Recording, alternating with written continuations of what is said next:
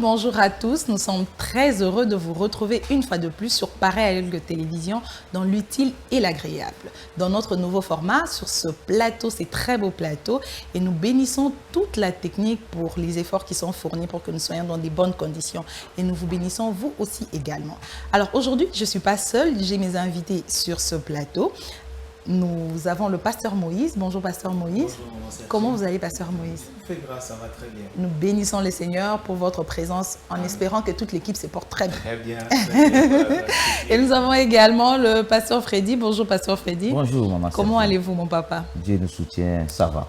Amen. Dieu nous soutient, ça va. J'espère aussi que Dieu vous soutient et que ça va pour vous. De partout, vous pouvez nous suivre, que ce soit dans votre bureau, à la maison, sur la route, que la joie du Seigneur soit votre partage. Tout justement, en parlant de la joie, c'est le sujet dont nous allons parler aujourd'hui. Esengo, la joie.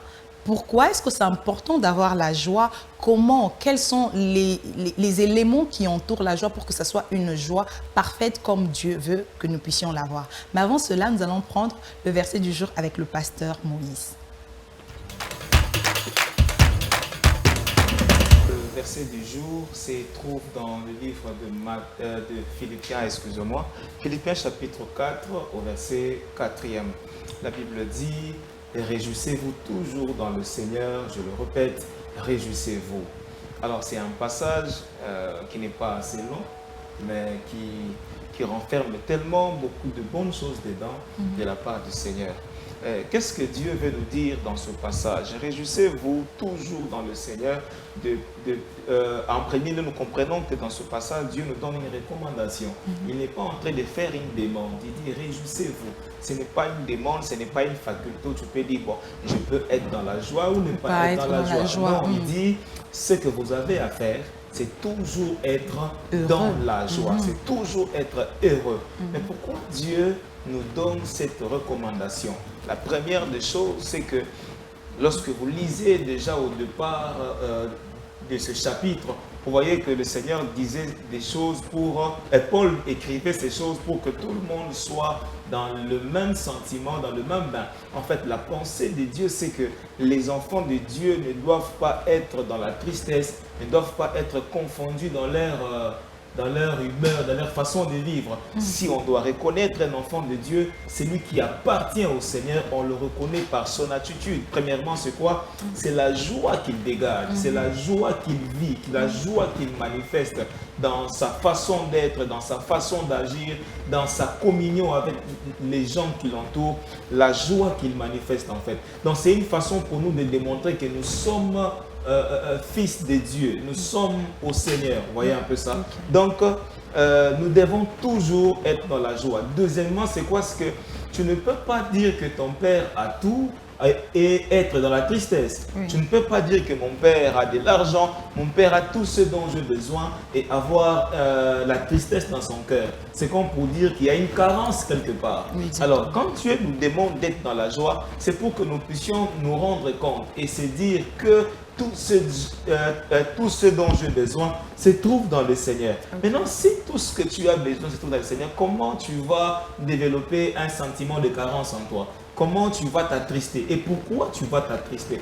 Donc, il n'y a aucune raison de trouver tristesse dans le Seigneur. Il n'y a aucune raison de trouver chagrin dans le Seigneur.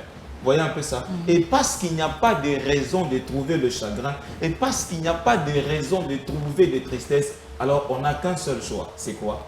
C'est de se réjouir. Amen. C'est d'être dans la joie. C'est d'exprimer la joie partout où nous sommes et dans tout ce que nous faisons. Amen. Exprimez la joie partout où vous êtes et dans tout ce que vous faites. Alors, la joie, c'est quoi la joie au fait? Cette joie que nous devons exprimer, pasteur Freddy, c'est quoi la joie? Comment on peut définir un peu la joie? Bon, la joie, c'est un sentiment de bonheur. De bonheur. Un sentiment de satisfaction à ce qu'on attend, ça soit étanche, ça soit forte. Mais cette satisfaction-là, tu attendais à quelque chose qui te donne la joie.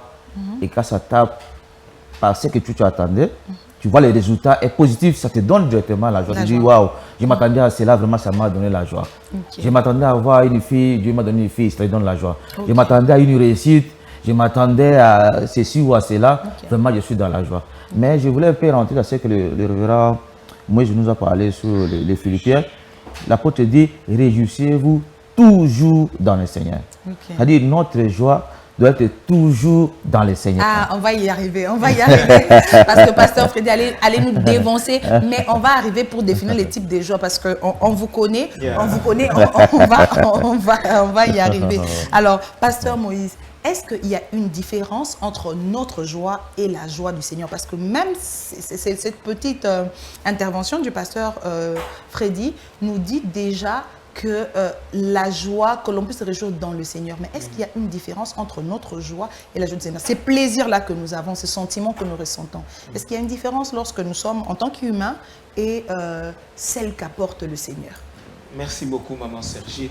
Il y a une grande différence. Déjà, lorsque nous lisons dans les livres de Jean, chapitre 15, à partir du verset 11, vous voyez que le Seigneur dit « Je vous apporte ma joie afin que votre joie soit complète ». Je paraphrase. Vous voyez, il y a la joie que le Seigneur nous apporte et qui vient rendre parfaite cette joie que nous avons. Déjà, la différence est établie. Par le fait que la joie de l'homme n'est pas parfaite. La joie de l'homme vient sur base de ce qu'il a besoin de vivre, ce qu'il a besoin d'avoir avec lui. Vous voyez, j'ai besoin de manger. Tant que je n'ai pas mangé, je ne suis pas dans la joie. Et c'est le moment où je mange que je me sens heureux. Vous voyez, tant que je n'ai pas encore ça, je ne me sens pas dans un sentiment de satisfaction. Vous voyez un peu, je sens un vide en moi, ce qui me poussera à convoiter, à être aigri, à être en colère. Ça, c'est limité en fait. La joie de l'homme est limitée. La joie de l'homme est éphémère. Je sais que je voulais, mais je ne suis pas satisfait directement. Il y a un autre besoin qui vient. Vous voyez? Mais la joie que Dieu nous apporte, ce n'est pas une joie limitée. Ce n'est pas une joie imparfaite. Non, c'est une joie parfaite et c'est une joie complète.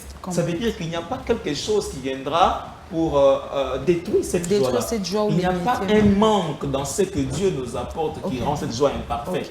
Donc, ce que Dieu m'apporte, je ne vais pas attendre autre chose au-delà de ça. Vous voyez un peu? Il y a du tout dans ce que Dieu nous apporte en fait. Vous voyez un peu? Donc, c'est ça. Et lorsque un homme est comblé de la joie de Dieu, rassurez-vous qu'il n'a pas à s'attrister, il n'a pas à s'inquiéter du monde. Il n'a pas à se soucier des choses qu'il n'a pas, parce qu'il sait qu'il les a déjà. Vous voyez? Mais ce n'est qu'une question de temps, une question de saison. Il le sait parce que Dieu a déjà disponibilisé ça. Donc la joie de Dieu nous permet d'être dans la paix. Donc oui, il y a une différence entre la joie de Dieu et notre propre joie. Mais à la différence que la joie de Dieu est une joie qui est complète, donc qui est parfaite et qui, disons, qui ne change pas, qui est inamovible, si je peux le dire comme ça, qui ne dépend pas de certains éléments et tout. Mais je vais tout de suite poser cette question. Comment avoir finalement cette joie de Dieu? Comment on fait pour savoir que voilà, je ne sais pas, je veux dire banalement, ça c'est ma joie et ça c'est la joie que Dieu m'apporte. Comment savoir que ça c'est ma joie et ça c'est la joie que Dieu m'apporte? Merci beaucoup, Maman Sergine. Vous savez déjà que la joie c'est un fruit de l'esprit. Amen. Oui. Amen. Alors comme c'est le fruit de l'esprit, c'est d'abord celui qui reçoit Dieu dans sa vie. C'est Dieu qui te communique sa joie.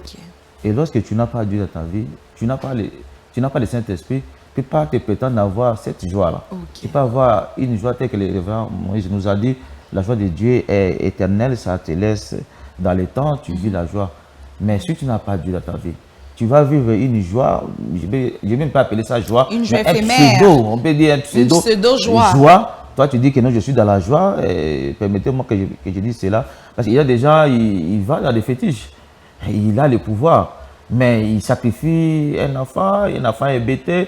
On l'appelle mon préso, on l'appelle mon pao. Mais quand il rentre dans la maison, la personne qui vient l'accueillir au premier plan, c'est sa fille ou son fils là, est bêté. Vous voyez? Maintenant, toute la joie là qu'il a pu recevoir, non, ça s'éteint directement, il commence à avoir des remords. Mais c'est lui qui reçoit Christ dans sa vie. Il attend que Christ lui amène là où, vous savez, c'est que l'apôtre dit, j'ai appris à vivre dans le contentement. Elle dit, même si tu es dans la souffrance, mais tu es avec Dieu, tu es calme. Okay. Tu ne t'agites pas, tu sais que non, la période que tu es traversée, Dieu a voulu que je passe comme ça parce que j'attends quelque chose de Dieu. Okay. C'est pourquoi tu vois dans la Bible toujours parce que comme nous sommes chrétiens, notre boussole c'est la Bible. Vous savez, les enfants d'Israël, lorsqu'ils venaient de la captivité et quand l'Éternel les a fait une grande prouesse, et ils ont dit, c'est comme un rêve. Quand on a vu les captifs revenir dans Sion, c'était comme un rêve. Et on était dans la joie. Ouais, les gens étaient dans la joie parce qu'on était en captivité et le Seigneur les a délivrés. Ils étaient dans la joie. Et la joie de l'Éternel vous amène à chanter. Vous voyez, vous entrez dans une maison où il y a la joie. Les gens vous chantent. Ils sont dans la joie. Tu vois les enfants là, ils chantent. Tu vois maman, elle prépare, elle chante. Papa, il est devant sa machine. Mais il chante. Vous voyez, c'est une famille qui vit dans la joie parce que vous sentez que Dieu est là. Parce que Dieu, il communique la joie. Pendant que le pasteur Fedi est en train de dire ça, moi je suis en train de penser, vous savez, il y a des gens qui ne sont jamais contents. Ils ne sont jamais contents. Il y a un élément important dont il a parlé, du contentement. Au fait, la joie là, ça je vais poser la question, il y a le contentement dans la joie de Dieu. Pour avoir la joie de Dieu, il faudrait avoir les dieux de la joie. Je ne sais pas si j'ai bien compris ça. Pour avoir la joie de Dieu, il faut avoir le Dieu de la joie. Lorsque tu as ces dieux-là, ils te donnent sa joie. Du coup, tu découvres que ta joie à toi se transforme parce que les éléments ou les circonstances qui hier faisaient ta joie ou ta peine sont transformés par ces dieux, par l'Esprit de Dieu. Lorsque tu reçois l'Esprit de Dieu, il te donne la joie de l'Esprit et ainsi tu peux avoir une paix complète. Mais il y a des gens qui sont jamais contents. Jamais contents de ce qu'ils ont, jamais contents de... Au point même que, tu vois, Longinae, comme on dit en lingala, et comme Anabarit, parce qu'il est tout le temps fâché. Pasteur Moïse, de quoi dépend la joie? Merci, Maman Serge. De quoi dépend la joie d'une personne? J'aimerais vraiment être très bref et dire clairement que la joie d'une personne doit dépendre de Dieu. Amen. Pourquoi? Vous savez, aujourd'hui, ceux qui prennent un homme comme un sujet de joie finissent par être déçus. Oui.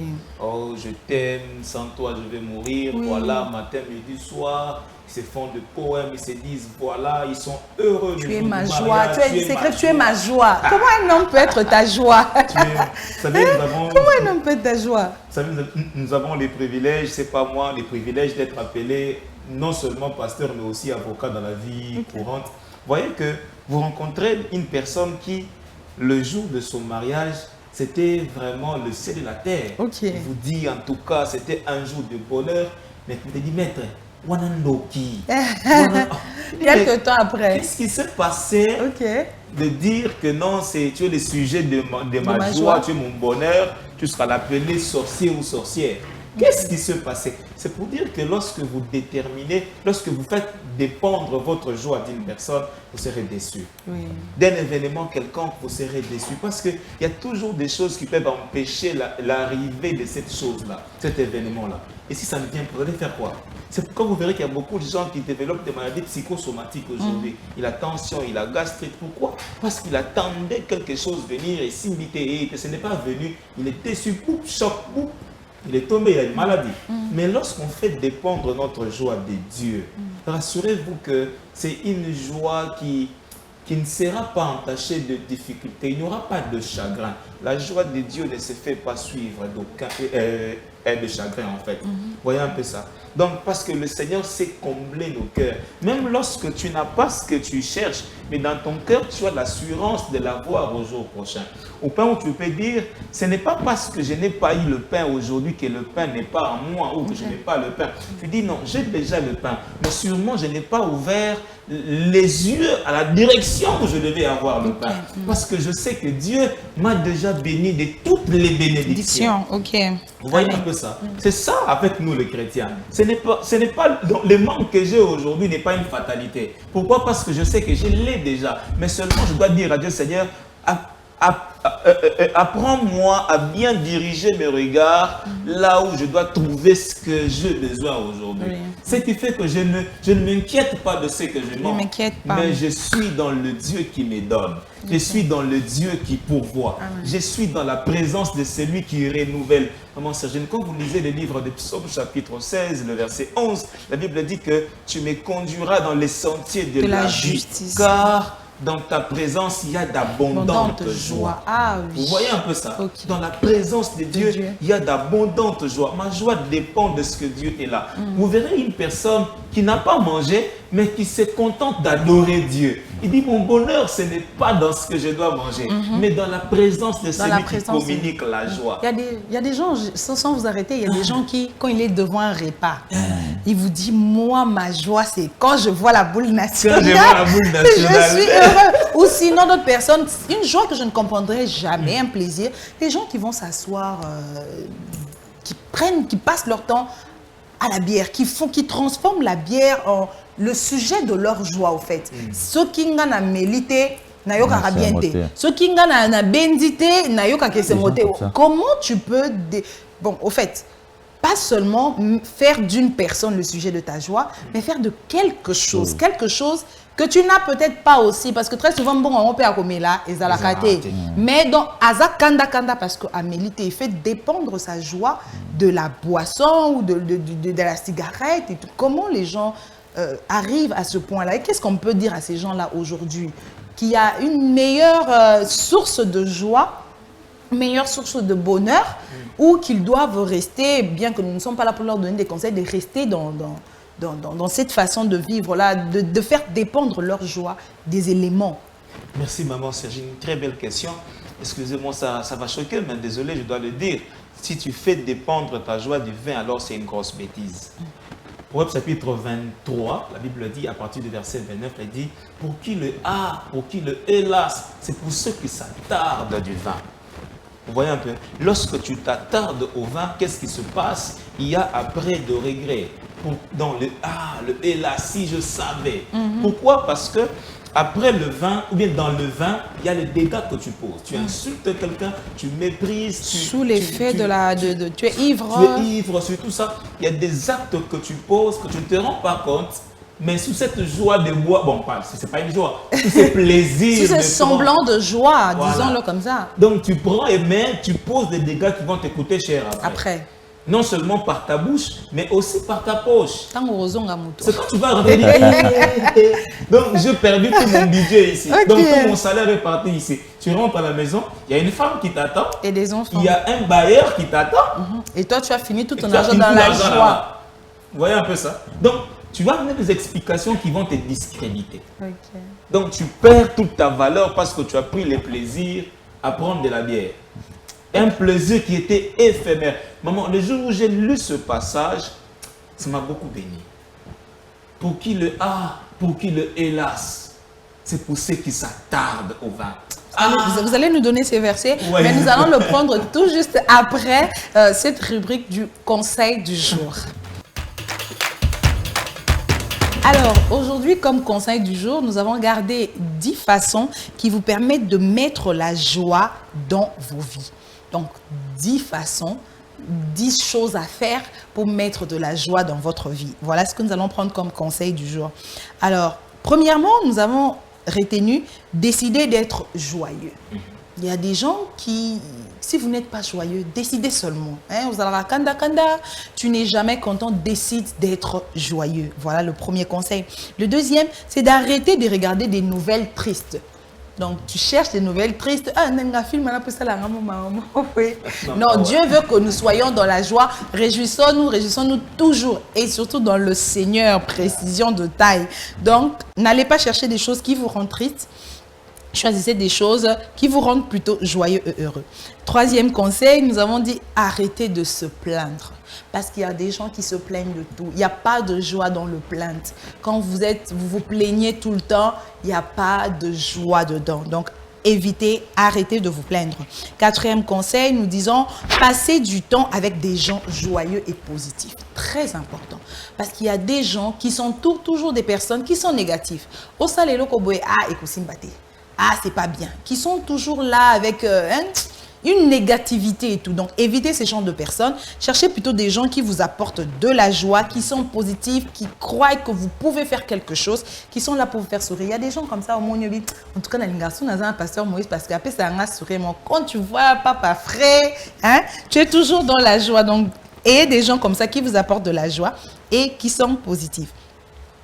Un autre conseil, c'est de s'émerveiller, d'être content de soi-même, d'être content de tout ce qui vous entoure. La Bible dit, voici un jour nouveau, que ce soit pour nous un sujet de joie. Chaque jour que le Seigneur a fait est un jour, un bon jour qui doit vous apporter de la joie. Le bonjour, là, ce n'est pas seulement bon, il y a bon, mais c'est quand on vous le souhaite, que ce soit un jour qui vous apporte de la joie tout le long. Un autre conseil, ça va être de pratiquer la gratitude. Pratiquer la gratitude, c'est-à-dire être content, être reconnaissant. C'est différent d'être content. Être reconnaissant pour ce que vous avez, être reconnaissant de ce que vous êtes, ça va aussi vous aider à avoir de la joie dans votre vie. Un autre élément, c'est de donner de la joie aux autres. Il ne faut pas seulement recevoir, être reconnaissant, mais aussi donner de la joie aux autres. Yo, c'est karaté. Donc, du coup, il faut mais aussi qui s'appelle donc donner de la joie aux autres. Et ensuite, je pense le 9e, ça va être prendre du temps pour soi-même. Allez, la joie que l'on a peut venir du fait que l'on prend soin de soi. Nalingaka, oui. La joie part aussi avec aimer, hein, c'est ça, non? Donc, j'aime ça, alors je le fais pour moi, pour être plaisir. Pas des mauvaises choses. Hein. Ne va pas faire des mauvaises choses parce que les jeunes sœurs, vous qui faites souffrir les frères, ce n'est pas les sujets du jour. Mais ton frère en matin, toi tu as de la joie. Non, pas cette joie-là, mais faites des choses qui vous font plaisir, des choses pour vous-même, prendre du temps pour vous. Et le dernier élément, ça va être compter et s'appuyer sur Dieu. Lorsque vous comptez et lorsque vous vous appuyez sur Dieu, votre joie sera parfaite. Alors, nous allons prendre la dernière question. Une question qui va nous permettre d'avoir un aperçu général, mais aussi de faire une base ou un socle sur tout ce que nous avons dit. C'est quoi? Comment être heureux, être joyeux quand on a des coups de la vie, face à l'adversité? Quand il y a des problèmes, ce n'est pas que quand tu as la joie de Dieu, quand tu es l'enfant de Dieu, tu n'auras pas de problèmes. Les maladies peuvent arriver, des situations compliquées, mais comment continuer à être heureux dans ces genres de situations-là? Pasteur Freddy. Merci beaucoup, Maman Sergienne. Cette question vient à pic. L'autre fois, on était avec vous quand j'ai donné mon témoignage, après 6 ans de mariage, où je n'avais pas d'enfant, mais je servais Dieu, j'étais dans la joie. Vous savez, il y a des gens comme ça, il vient de se marier, il cherche l'enfant, il ne trouve pas. Alors il devient très triste, il pense que la vie c'est seulement la foi. Il ne sait pas attendre à Dieu. Vous savez? Alors quand on va même l'histoire de Job, Job avait tout, mais quand il a tout perdu, il comptait sur Dieu. Un jour, sa femme m'a dit, mais toi, insulte Dieu et puis tu meurs. Ça, il a dit, mais est-ce que de Dieu là, on reçoit seulement le bonheur, mais si on ne reçoit pas tout concourt au bien de ceux qui aiment Dieu. C'est-à-dire, même les mauvaises choses, même les coups de la vie, même tout ça, tu dois être dans la joie. Tu dois être dans la joie. Mais la plus grande joie, c'est en présence de Dieu. Je me pose toujours la question, quand David dit, je suis dans la joie, qu'on me dit, allons dans la maison de Dieu. Oui. Mais c'était quoi? C'était quoi en fait? C'est-à-dire, même si on traverse, c'est pourquoi le psaume 23, même quand je traverse la vallée de l'ombre de la mort, je n'ai crains aucun mal. Je suis très serein, je suis dans la joie parce que je sais que non, mon rédacteur est là, il s'élèvera les derniers. Pour nous, les enfants de Dieu, même lorsque nous sommes dans des moments très durs, même des moments très compliqués, je dis, ma grâce te suffit. Amen. Et c'est pourquoi j'aime Paul. Paul, il faisait des miracles. Il est allé même au 7e ciel, mais il avait les charges dans son corps. Il dit, j'ai prié Dieu 3 fois pour qu'il enlève de moi ça. Il a dit, ma grâce te suffit. C'est pas que non, si tu traverses des moments très durs, le coup de la vie, ça doit te finir la joie, tu dois être très colérique, tu dis, je traverse des moments très difficiles. Si il y a des enfants de Dieu, même lorsqu'on le dit, on les suspend, on le dit, non, tu n'es plus dans ce travail-là, on t'a exclu, on t'a licencié. Alors, toute sa vie, il commence à raconter, non, on ne m'aime pas, voilà, on m'a licencié, je ne sais pas être dans la joie, il est toujours colérique, même à la maison, un papa colérique parce qu'on l'a licencié du boulot, même lorsque la femme demande l'argent, tu sais que je suis, je n'ai pas de travail, il est très colérique. Non, Un enfant de Dieu, même lorsque tu es dans des moments très compliqués, tu dois être dans la joie parce que la joie, c'est le fruit du Saint-Esprit. Lorsque tu as Dieu en toi, Dieu te communique la joie. Dieu te communique la joie. C'est pourquoi l'Épreuve nous dit un cœur joyeux et rend le visage serein. Tu vois quelqu'un, c'est-à-dire, c'est d'abord dans le cœur. Lorsque ton cœur, là, tu sens la joie, tu communiques la joie. Tu communiques la joie. Quand tu vois quelqu'un, il se réveille le matin, il est toujours triste. Il se fâche pour rien. Alors tu dois demander à Dieu, aide-moi, communique-moi la joie. Pour que je puisse aussi communiquer aux autres. Parce qu'il y a d'autres qui attendent seulement que les gens lui communiquent la joie. Mais lui, il ne sait pas, jamais la joie. Tu dois demander à Dieu. C'est-à-dire, pour un enfant de Dieu, même lorsqu'il traverse le moment très dur dans sa vie, il sait que Christ, c'est ma joie. Christ, c'est ma joie lorsqu'il dit en moi, j'ai vu la joie, même ce que je vois ici. C'est pourquoi j'aime Moïse quand il dit, les Égyptiens que vous voyez, vous ne verrez plus. Mais à ce moment-là, les enfants d'Israël pleuraient. Il dit, mais ils vont nous tuer, nous connaissons Pharaon, nous connaissons. Mais il dit, mais les difficultés que vous voyez maintenant là, mais vous n'allez pas les voir. Mais il s'appuyait sur qui? C'est-à-dire, lorsque vous vous appuyez sur votre joie a comme base, comme socle Jésus, c'est fini. Même lorsque vous voyez des histoires très compliquées, mais parce que vous vous appuyez sur Jésus, vous êtes serein. Et on va vous dire, mais celui-ci comment? Ça lui a arrivé un coup dur, mais il est calme, il est serein. Pourquoi? C'est parce qu'il compte sur Dieu. C'est pourquoi j'aime toujours notre Père spirituel. Il nous a appris beaucoup de choses. Il dit, même lorsque vous êtes dans des situations très compliquées, lorsque vous attendez soit une promotion, ça ne vient pas, vous êtes toujours content. Il dit, non, ce n'est pas mon jour, ce n'est pas mon temps. Lorsque ça va sonner, le temps de Dieu. Alors vous voyez quelqu'un, il est toujours dans la joie. Si on le promet, il est toujours dans la joie. Si on le laisse là, il est toujours dans la joie. Parce qu'il compte sur Dieu. C'est-à-dire, notre joie doit être focalisée sur Dieu. Ce n'est pas sur les choses qui vous arrivent dans la vie, les circonstances de la vie, ne doit pas changer votre joie. Ok.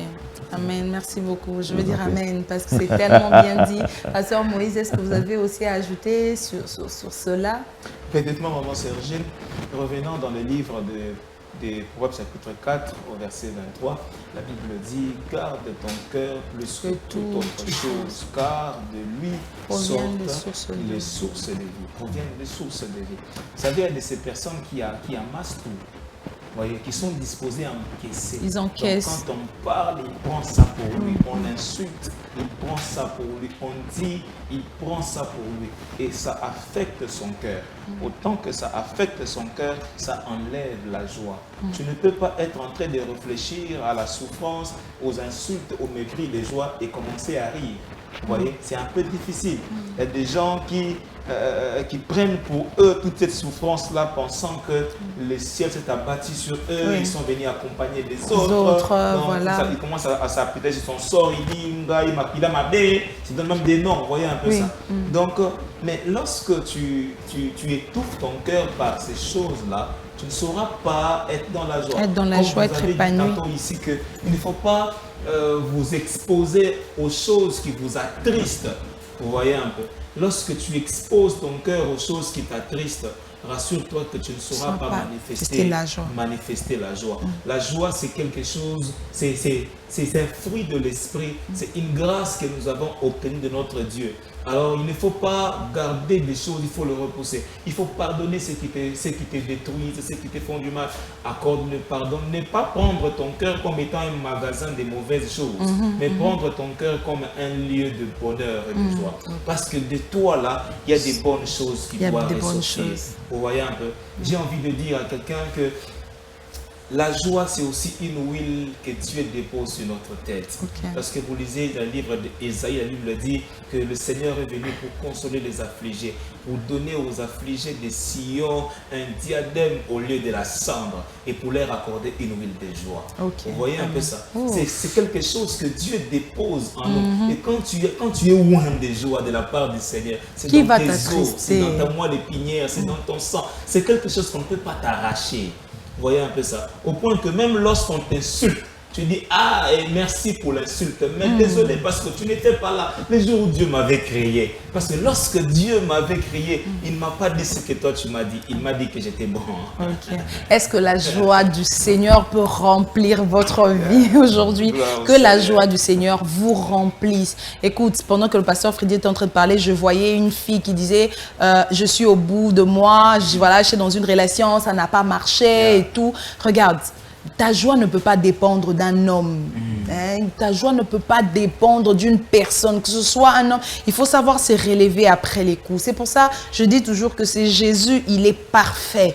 Quand tu as Dieu, il sait te donner des forces pour les nouvelles batailles. Au Kouéilelo, ne reste pas là en te disant papa est mort, maman est morte, il n'y a plus d'espoir pour moi. Non, il y a de l'espoir pour celui qui vit. Et Christ est le plus grand de tous les espoirs. Donc quand même une situation ne marcherait pas, quand tu serais devant des choses, une hostilité que même toi-même tu n'arrives pas à comprendre, cherche en Christ, tu vas trouver ta joie dans Jésus. Il va te donner les forces de pouvoir monter, aller au-delà de cette situation qui semble t'ôter la joie, parce que c'est Jésus qui est notre joie. Donc n'oublie pas, garde Jésus, c'est lui-même l'élément moteur de la joie. Allez, nous allons prendre notre dernière rubrique qui est « Il est écrit ».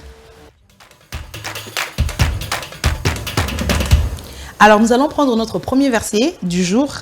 Il est dans le livre de Jérémie 29, 11. Jérémie 29, 11. La Bible dit « Car moi, je connais les projets que j'ai formés pour toi, pour vous, de projets de paix et non de malheur, pour vous donner un avenir et une espérance. » Le second verset, il est dans le livre de Proverbes 15, le verset 13 à 15, nous lisons « Un cœur joyeux rend les visages sereins, mais quand le cœur est triste, l'esprit est abattu. Un cœur intelligent cherche la science, mais la bouche des insensés s'éplaît de la folie. Tous les jours du malheureux sont mauvais, mais le cœur content est un festin perpétuel. » Le second verset, le troisième verset, il est dans le livre de Jean 16, 24. La Bible dit « Jusqu'à présent, vous n'avez rien demandé en mon nom. Demandez et vous recevrez afin que votre joie soit complète. » Le second verset, il est dans le livre de 2 Corinthiens 9, 7. La Bible dit que chacun donne comme il l'a décidé, dans son cœur, sans regret ni contrainte, car Dieu aime celui qui donne avec joie. L'avant-dernier, le verset 12, la Bible dit « Réjouissez-vous dans l'espérance et soyez patients dans la détresse.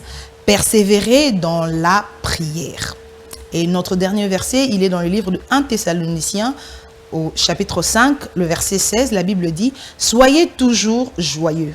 Priez sans cesse, exprimez votre reconnaissance en toutes circonstances, car c'est la volonté de Dieu pour vous en Jésus-Christ. » Alors nous espérons que l'ensemble de ces versets vous soutiendront pendant que ce sera compliqué et vous aideront à être continuellement dans la joie.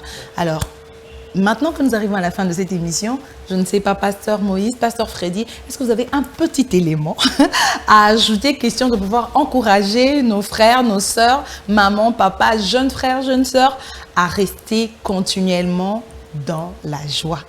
Merci beaucoup, Maman Sergine. Notre verset de base, c'était « Réjouissez-vous toujours dans le Seigneur ». C'est-à-dire notre joie, c'est toujours dans le Seigneur. Dans le Seigneur. Alors, je voulais encourager un jeune homme et décourager l'autre qui se réjouit, mais il se réjouit mal. Ok. Je vous m'aimerais lire le verset Ecclésiaste que les gens aiment beaucoup.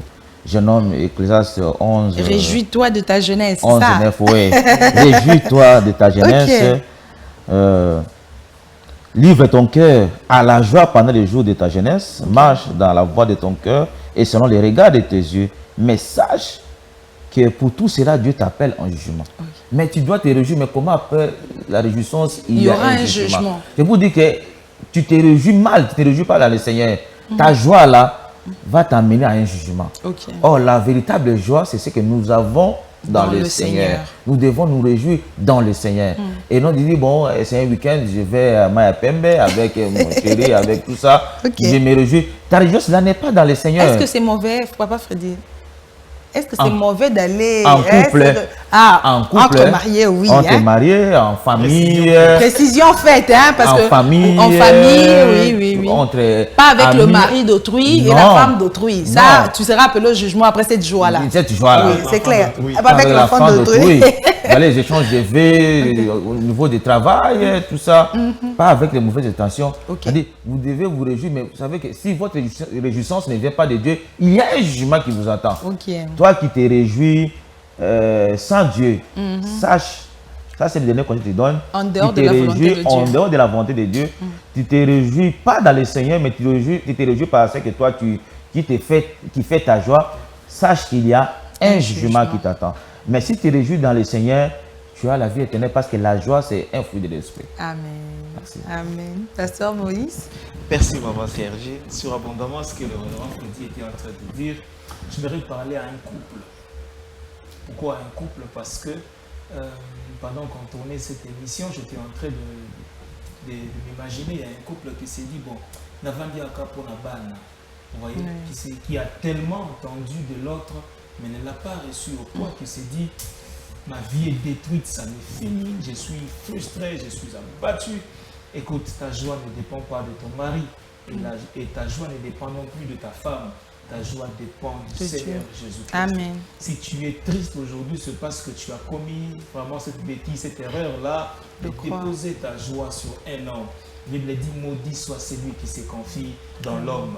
Tu peux te relever, tu as le droit de te relever aujourd'hui et d'avancer, de travailler, de te fixer de nouvelles objectifs et d'avancer, car le Seigneur qui t'a créé est avec toi et il avance avec toi.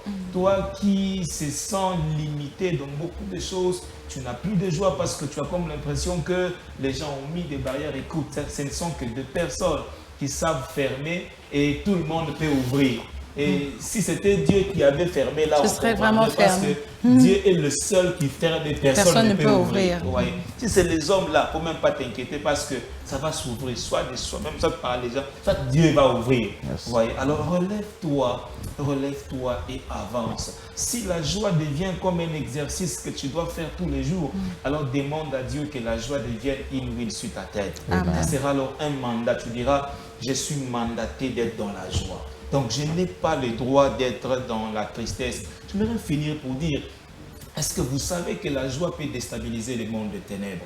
Parce que lorsqu'il te lance des flèches, il a besoin que tu t'attristes. Il a besoin que tu pleures. Mais lorsqu'il ne te voit pas en train de pleurer, il dit, ah, exuite. Ouais, et comité. Donc, il ne sait pas ta position. Écoute, toutefois que tu es triste, tu es en train de glorifier l'autre camp là. Oui. Mais toutefois que tu es dans la joie, c'est l'expression de foi. Lorsque tu es dans la foi, tu es agréable à Dieu. Amen. Alors, je te demande de toujours rester dans la joie.